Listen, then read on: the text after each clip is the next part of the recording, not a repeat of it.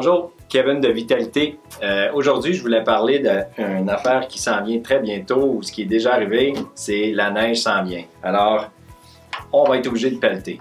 Aujourd'hui, je voulais parler un petit peu comment diminuer les effets de pelleter sur le corps. Parce qu'il y en a beaucoup qui se font mal, dû au fait qu'ils sont, un, pas réchauffés, et deux, parce qu'ils n'ont pas la bonne technique pour pelleter.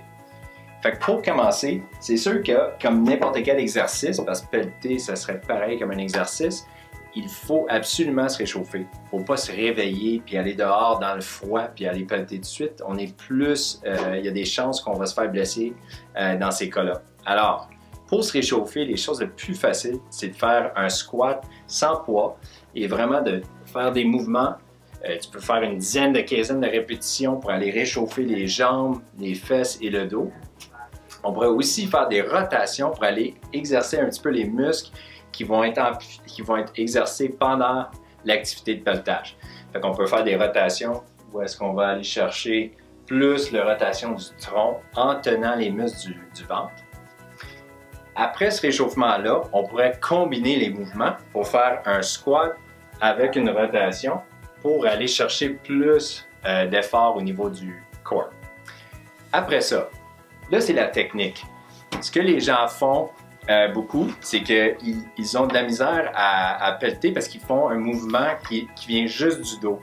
Fait que ça serait les gens qui se plient vraiment au niveau du bas du dos pour aller pelleter comme ça. Mais l'idée avec ça, c'est qu'on n'utilise pas les jambes. Fait que toute la pression s'en va dans le dos.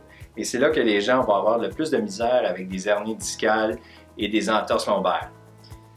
Pour une bonne technique, il faut vraiment aller chercher avec nos jambes l'amplitude de flexion.